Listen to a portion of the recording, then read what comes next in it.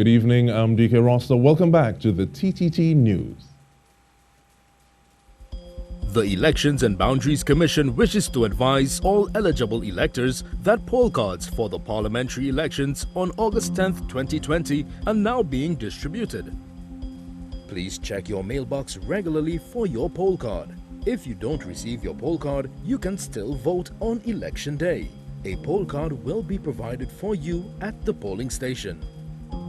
Employers are reminded that the law requires employees who are electors in the workplace be given the mandatory 2 hours time off to vote during the hours of the poll. Remember, no cell phones will be allowed in the voting booth. All cell phones are to be placed in the container provided at the polling station. Voting is simple, quick, and easy, but you must be registered. A message from the Elections and Boundaries Commission, your partners in democracy.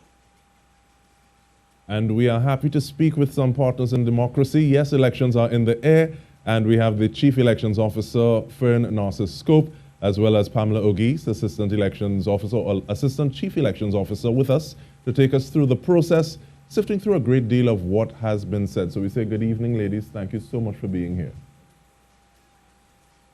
Our pleasure.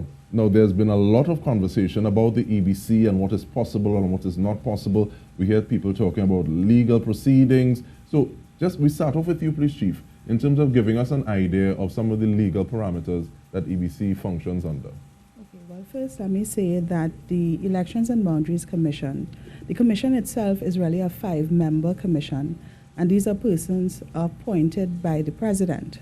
After consultation with the leader of the opposition and the prime minister. But really it is the president in her excellency's exercising her own discretion that appoints members of the commission. The commission is, in terms of its operations, it has a department, and the department itself is really populated by public officers, of which I am head as Chief Election Officer. But we are its management really has three heads. So I have with me today my assistant chief, Ms. Ogiste.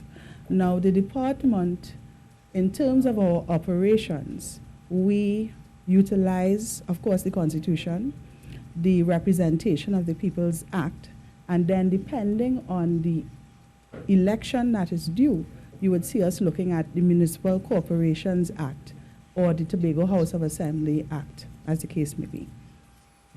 All right, thank you very much. And speaking about representation of the people, I want to speak to you, please, Assistant Chief, talking about the process. This is the first time we've had something like COVID-19 on such an expansive level.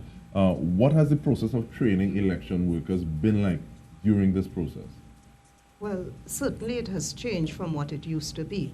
And in observing the protocol and the guidelines given to us by Ministry of Health, we had to minimize the amount of persons per class. So ideally before we would have had 50 persons, 30 persons. Now we went to the minimum of 20 to 25 per class.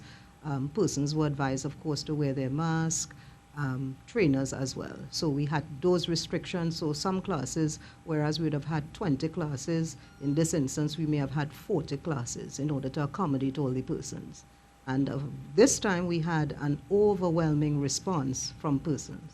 And just to add to what she's saying, COVID did see us innovating in that we put our training online. So we did a number of training videos which are available on our website so that poll day staff could supplement their learning. So aside from the in-classroom learning, you have those videos available to help you as you prepare for the examination that they would have sat, and then of course giving you everything you need in terms of poll day. So how much longer did that process take, as opposed to saying, okay, well, we can have 50 in this class, so we can have a shorter time frame to train these people? So you're bringing down the numbers. So how much longer did that take? It really didn't take much longer, but what we tried to do, because we take our partnership with our stakeholders very seriously, and we take the feedback that we get seriously. And so over the last couple of elections, we did have political parties and other stakeholders, for example, the Disability Association of Trinidad and Tobago, saying to us that we needed to take a different look, or take a more a finer eye, where the training was concerned. So that's one of the reasons why we have those videos, and it's about consistency in the training. In addition to that, we've also added another layer, which is once you have been selected to work, depending on your position, right, in the polling station, we ask those persons per position, coming back in groups now, to be trained specific to the position that you are going to and the role that you would play on poll day. So we've spent a lot of time, energy, and resources in ensuring that the poll day staff are equipped to deal with every possibility as the law would allow on poll day. Now, speaking about the videos that you all have produced and disseminated, the video that we started with shows an individual who is visually impaired. Yes. Have any protocols changed for individuals such as those? No, protocols have not changed for individuals like that. The only thing that we, of course, COVID-19 has meant that we have to adjust how we do certain things. And so really, in terms of disabled persons, no. We have not, nothing has changed for them really. What has changed for the electorate at large is that we are asking persons to wear a mask. We are providing sanitizer in the polling station when you come in. And of course, we are all familiar with that requirement to have that physical distance of 6 feet in the lines. Now, one of the things that we did in preparing for this conversation with the EBC was to ask members of the public whether or not they had any questions that they wanted to throw to you directly. And you just spoke about Mass Chief. One of the persons, and this person would have been Cassie Atwell, they asked, are there going to be any special arrangements for people who refuse to wear masks, possibly like a different line or a voting booth? And she's also asking about washing of hands, whether or not that is mandatory. You started speaking to the chief, but what are some of these things in terms of the safety protocols, measures that would have been necessitated by COVID-19?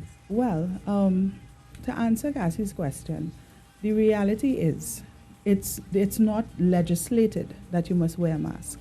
And so we cannot disenfranchise persons who may choose not to wear a mask, right? So what we are doing instead is, should an individual come to the polling station and not have a mask, one would be offered to that individual. But of course, if you do not wish to wear a mask, you can still exercise your franchise. We are offering, as I said, sanitizer upon entry, and we are also offering sanitizer, or asking persons to sanitize before they dip their finger in the ink. I know that that is a conversation that the members of the public have been having and concerns there. Let me give the assurance that you will be sanitized before you dip your finger in the ink, and of course the receptacle that has the ink in it will be periodically sanitized by the ballot box clerk. Now, Pamela, bringing you back into the conversation, harking back to the video that we played to start, it spoke about polling cards, and we had an individual asking whether or not polling cards, they're still being distributed physically. And while you're answering that, I will also ask the question, conversations between individuals and the EBC, when does that conversation need to happen in terms of saying, okay, well, I've changed location, I live somewhere else, where do you send the polling card to? Okay, so to respond to your first question, poll cards have been disseminated from our offices, and persons should be in receipt of such by now. If you come to the polling station without a poll card, one will be prepared for you. As a matter of fact, we actually have a duplicate at the station of what you would have received. Yes. The conversation that persons needed to have with us should have at least, or by the latest date, happened by July 16th. So on July 15th, actually, was the end of electoral registration, and that was the last date in which persons had to come to us to inform us about a change of address or correction of name or any information relative to your voting status. So that ended on July 15th. Now, when you talk about voting status, that also brings to mind people who would be turning voting age before the election happens, does that July 15 deadline stand for them as well? Okay, so let me just be clear. So I mentioned 2 dates. So July 15th was the last date you had to physically come to inform us of any changes. However, any person who turned 18 on or before July 16th, that was the last day which you qualified to vote in this election. Yes. So birthdays thereafter, no. I'm really enjoying this conversation because we're getting a lot of information, and I want to ask whether or not there have been deepening of ties or relations with partners. 2 I'm thinking of specifically would be the Ministry of Health, Ministry of National Security. Certainly. Certainly. This election saw us partnering with the Ministry of Health. First, let me say that a lot of thought has gone into the protocols that we have put in place for the election. We knew that we had an election this year, though not knowing the date, and we were in election mode in just December. And to be honest, we never really came out of that mode. So we just continued preparing. I will admit that COVID slowed us down a bit, but really, in terms of the election, we started to look at international best practices, how other countries were handling their elections, and we looked at, therefore, what could be implemented in a local circumstance. And so we submitted those recommendations to the Ministry of Health some time ago, and there began the conversation between them and us as to how we could conduct the parliamentary elections. I'm happy to say that we have we're now all on the same page in terms of what has to happen on the 10th of August, and with a view to ensuring that both the electorate and the poll day staff are safe on the day. And moving forward to that day, we continue this conversation, but we do so after taking a break. So stay with us. We're speaking with the Chief Elections Officer and Assistant Chief Elections Officer of the EBC. We return with so much more.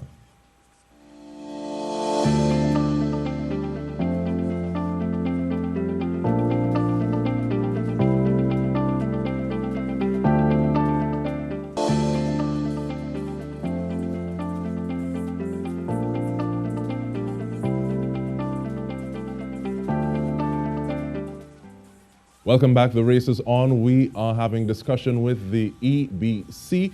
And Pamela, I want to start with you, please. The mock station exercise. What was that like? And was there anything coming out of that that kind of made you tweak your game plan? Certainly, as the Chief alluded earlier, the Ministry of Health was there partnering with us, and they guided us. So although we thought that we had the ideal situation in hand, they guided us. For instance, we thought perhaps wearing of gloves was going to be fine, and they advised us against, right? So that they were there to guide us throughout from the beginning of the mock station, meaning in cases where you meet an information officer, things that we didn't think about, you sanitize at that point. You get to the first point of your polling station, you sanitize. Our officers are to wear masks throughout the poll. So from 6 a.m. to 6 p.m., they are to keep on their mask. The voting booth exercise, even that, again, we went back and forward with that. And of course, because members of the public were concerned about the ink and the sanitization, again, we included this other aspect of having your hands sanitized at that point. So indeed, the collaboration helped us, and we were able to actually develop a policy with them that we were able to put forth and send, of course, to all our persons who are working on poll day. Yes. Now, Hannah Eli is a member of the public, and you spoke about gloves, Pamela. Hannah was asking whether or not she could wear her gloves until her hands need to be inspected. So what would you say to things like that, like gloves or other items of personal protective equipment people wearing on the day? Hannah is free to wear her gloves. Hannah has to remember, of course, that there's a point in time where she has to sign a poll card. So whether she can comfortably do it wearing the gloves. Hannah has to, again, ensure that her fingers are inspected before. So she, again, has to remove it. So Hannah is free. It may just take her a little time, a little longer than usual, Yes. in terms of putting on and removing the gloves. No, you talk about having a little longer. One of the questions was whether or not there are going to be extended times for voting because of the potential for some of these measures to stretch the length of the voting process? I think I've heard this question 100 times, and the answer is always the same. Still. No. Right? It is a question that I know people are concerned that the lines will be long. Of course, as the physical distance, the 6 feet requirement does indeed mean that the lines will appear to be longer than we are accustomed. But the voting process itself, we estimate, would take less than 5 minutes.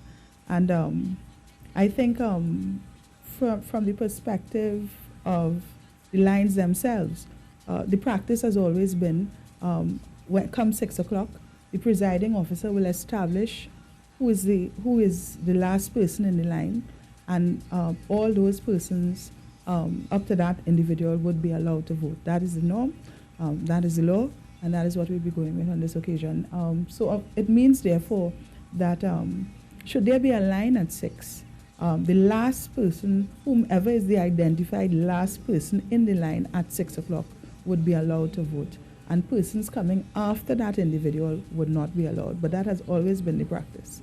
Now, that question this time around came from Rachel Guzman de Vloot. Now, Chief, you said you've heard that question a million times. Mm-hmm. I'm wondering if you've heard this one as it was submitted by Anthony Borden. He said, will individuals get more time off than the 2 hours from work? And is that something you can even address from the EBC?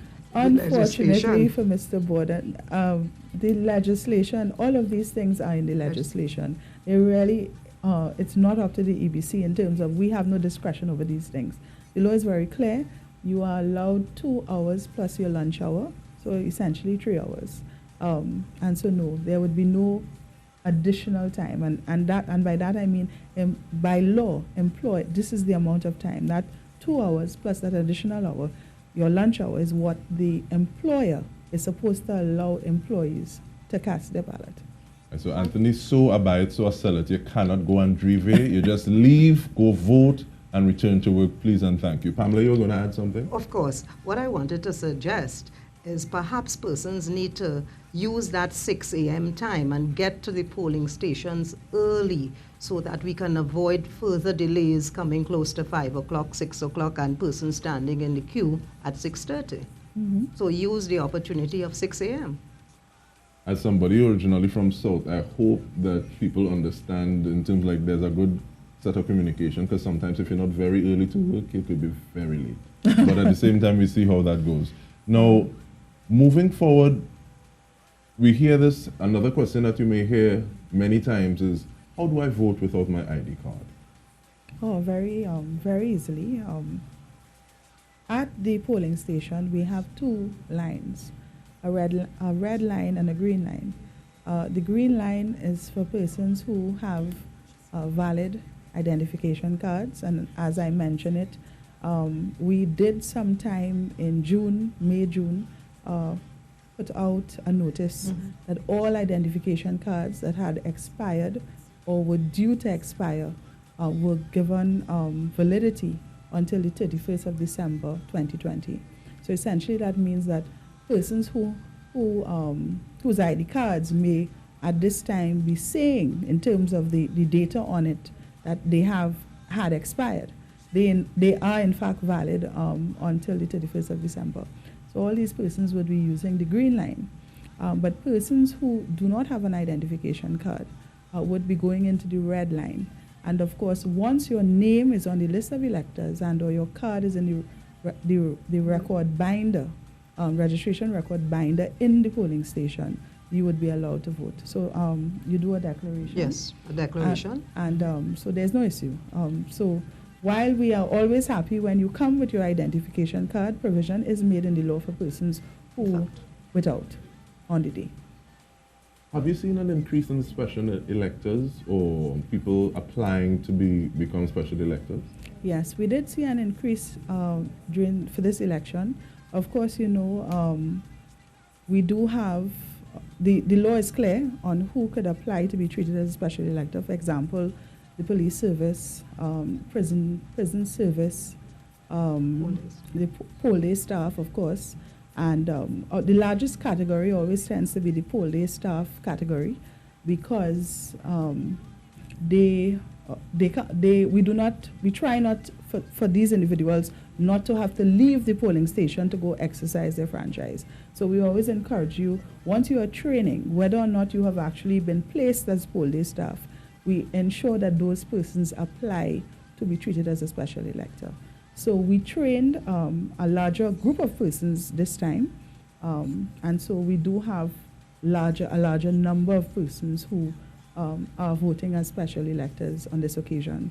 And as I'm on the topic, and I know you will ask me about the people in quarantine, the people in quarantine, once persons were in quarantine up to the 17th of July, they could have applied to be treated as a special elector.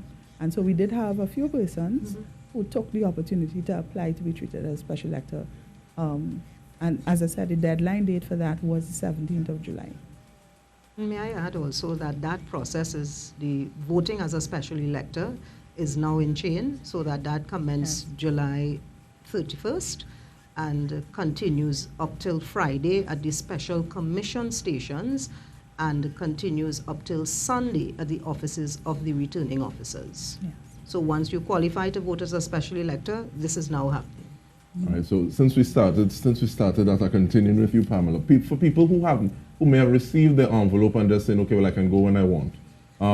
Open that envelope and there's some information in terms of what they're supposed to do, how they're supposed to do it. Can you take me through a little bit of that, then? Sure. So the envelope guides you. You have 3 envelopes. One envelope containing your ballot paper. That envelope also has the notice that says, do not mark that paper. That is what you must note. So you're not to mark that ballot paper until you are before the special presiding officer, who is the officer you meet when you go to vote at that station. The other notices guide you as to what you need to do. So there's also a declaration that you do on that envelope. It guides you actually through the process. But as you know, persons don't read those instructions. All right? So that when you get to the station, if you read before, you'd know the procedure. However, because we train such persons, which meaning the special presiding officers, they guide you through the process. Now, I want to ask the question because I am sure that it may be asked in different ways, but I want to ask it as blank as possible. Validating voter eligibility. Yes. In terms of looking at requirements for non-nationals to vote. Take us through that, Chief. I think I would let Ms. Ogiste take you through that. Not a problem. Yes. So non-nationals would refer to persons born out of Trinidad and Tobago. So there's the provision for the registration of Commonwealth citizens or persons belonging to countries that are of the Commonwealth, and also the provision for persons who belong to countries out of the Commonwealth. But we're dealing with the Commonwealth now. And so all persons belonging to those countries must bring to us documents showing proof of their residency in Trinidad and Tobago. Yes. Now that is given or issued rather through the Immigration Department, through the Ministry of National Security. So you come with those documents. Once we see those documents and are satisfied that they were issued by the ministry, then we can register you. The additional criteria of residence still applies. Yes. So that you must be resident in this instance, you should have been a resident of Trinidad and Tobago within a year Of the qualifying of the date. qualifying date, which was July 16th. Yes. Yes? Thank you very much. We take a break. We come back with so much more. We are speaking to the EBC in the lead up to our general elections. Stay with us.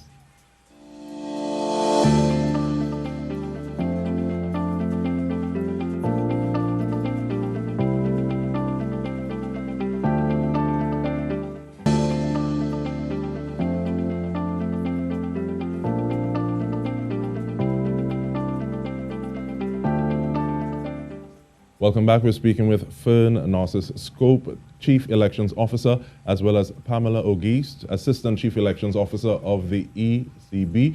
And we are talking now. I want to go to the website on what is possible, because some of the questions that I asked you, and I basically just lobbed it a soft lob so that you can hit it out of the park, they were available on the website itself. Yes, in terms of yes. frequently asked questions. Yes. What are some of the other things from the website you think people normally navigate with, want to find out or ask you? Well, the website this time has a wealth of information. Again, COVID-19 did make us take a different approach for this election. And so we put a number of the forms that persons or candidates and their agents would have needed for the election. We made that available online. In addition to which, the elector can search using our registration lookup facility to see where your polling station is located. And that is one of our most popular features on the website. Very easy to search, just putting your name and your, the month of your birth and the year of your birth, and one is able to find very quickly where he or she is registered. Polling station, sorry, where he or she has to vote on polling. And Corinne Candice Critchlow, she asked about the steps to ensure that it's not a long wait. You all started to speak about it in terms of the process of voting and taking it through. But for the person who still has that kind of niggling feeling as, I wonder whether or not it's safe, boy. I want to vote, but I'm not sure. Is it worth it? What would you say to that person? I would say that a lot of effort has been put in place to, well, a lot of effort has been made to ensure that everyone is safe. We have done, came up with protocols that, as I've said, has been approved by the Ministry of Health. And we've done everything that we feel we need to do to ensure that the elector, and as I've said, we have two responsibilities. Also that responsibility to the poll day staff. The wait. Anyone familiar with Caribbean politics and Caribbean voting, you know that we tend to come out very early in the morning to vote. That 6 a.m. usually sees crowds. And when I say crowds, in this particular instance, it's going to be long lines, right? And those lines really will be long, we understand, due to that 6 feet requirement. But do not be deterred by that. Come out and exercise your franchise. It is safe to do so. Now, in terms of exercising that franchise, let me not miss on the opportunity, and I'll ask you, Pamela. Apparently, there's some do's and don'ts with the masks in terms of branding. Yes. Yes. Yes. Okay. So, do wear the mask. We beg you.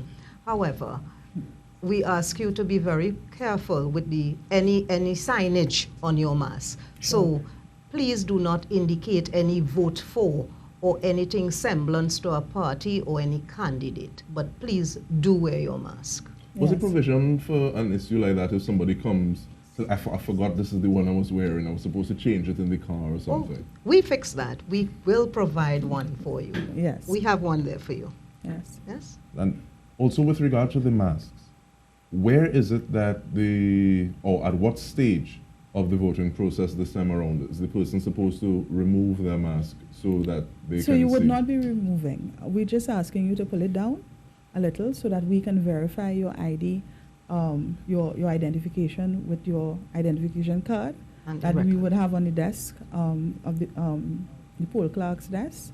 In addition, or to be looking at you and comparing your image with that in the registration record binder. So you don't have to take it off, but you would just be asked to pull it down a little so that we can see your whole face and take it from there. I'm sure there are many more questions that individuals would have wanted to ask, but if they want to contact EBC to say, okay, well, DK didn't ask this or we haven't seen this information, please give us information or drive us to where we can get these contacts or videos, because you all have produced more videos, you all have produced more material. You said COVID-19 has helped you change your methods of putting out information. Where do people go to get that info? So our website is www.ebc.tt.com, or our hotlines are 627-1516, 627-0645. And have you all seen people using them thus far in terms of sending? Yes, definitely. What kind of questions? We get, oh my gosh, we get all sorts of calls. But a lot of persons, there's still a number of people who are shy of the internet and using the website. So a lot of people will call in to find out where their polling station is located, and that's something that I want to stress this time around. I really would like persons once you receive your poll card, to actually open it. A lot of people we see sometimes turn up to the polling station and they haven't opened their poll card. And this time around, I think it is very important because in certain instances, we did have to take another look at our polling station locations, and there are some movements. We did have to shift some of the traditional polling stations because they were too small and may not have enabled us to really meet the physical distancing requirements that we wanted to have even in the polling station. And so we had to move a few. And so it's important that the electorate, they open their poll card once you have received it to see where you are now going, because you could find yourself in a situation where you're going to a new location, not the one that you're accustomed to. Any of those are at the fore of your mind that you can say, okay, well, instead of here, this polling station is now here? Well, one that comes to mind in Port of Spain is Bishop's. Is that answer? Yes, I think the private school. Okay. Right.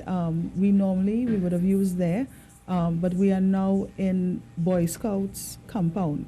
On this occasion, we did not use that school, that previous school. So we were using the Boy Scouts compound this time around. And that also makes me want to ask about, you said you spoke about the inside. Did you all look at the outside as well? Because I can imagine, okay, if you're allowing this amount of people inside at one point in time, and you have lines with people making sure that they're there and they're in that line before, is that what the space for those lines is one of the things you all looked at as well? Yeah, so we looked at that. But, you know, the challenge that we have as we navigate these times is a lot of people don't know, but on this occasion, we have 2,210 polling stations that we have to establish. And of course, we traditionally would use the schools and the community centers. So we do not have a wealth of buildings that we could use to establish polling stations. So it was a challenge. So we've come up with what we think is the best case scenario for poll day on the 10th. And I think that generally, once the public and our stakeholders, in this case, one of the major ones, the political parties, work with us, we'll be fine on the 10th of August. And if I may add as well, so schools that contain tennis courts, basketball courts, or even multi-purpose facilities, Yes. we plan to use those as waiting points for persons voting. Would you please just allow me just to correct one of the numbers that I called for our hotline? So again, 627-1516, 627-0745. Let me know, how do we look at these lines? How would we determine this is the last person in the voting area? So we have, presiding officers who are the managers of stations, and we've asked these officers to really work as CSRs for us whilst you're managing your stations. In addition, this time around, we have more information officers posed at polling stations really to assist, because we envision that we will have lines, and so we try to curb it as quickly as possible. And especially people saying, okay, well, we want to get into that line and before 6 o'clock, because we know the lines are not, or the times rather, are not being extended. Yes. So in terms of saying, okay, well, this is the last person. So the information officers, the agents. The determination as to who is the last person is the responsibility of the presiding officer. Yes, but what normally happens is sometimes they seek the assistance of the police. So you would position the police officer at the end of the line. And that way, no other person can join the line after once you've identified who the last person is. So one of our partners in the process, and you alluded to it earlier, the Ministry of National Security, but more specifically the Trinidad and Tobago Police Service, and the tradition is, and the standard, generally one police officer per polling station, and so they are there to assist, they maintain the law and order, but in terms of the electoral process, it is the presiding officer that is in charge. And so they work together on poll day to ensure that the process itself runs smoothly. All right, ladies, we want to thank you so much, Fern Narcis-Scope, as well as Pamela Ogiste. Partners in Democracy, EBC, Yes. representing for the EBC here today. And we're going to bookend this conversation with that video from the EBC. So we want to thank you very much for tuning in. And on behalf of all of us here, good night. The Elections and Boundaries Commission wishes to advise all eligible electors that poll cards for the parliamentary elections on August 10th, 2020 are now being distributed. Please check your mailbox regularly for your poll card.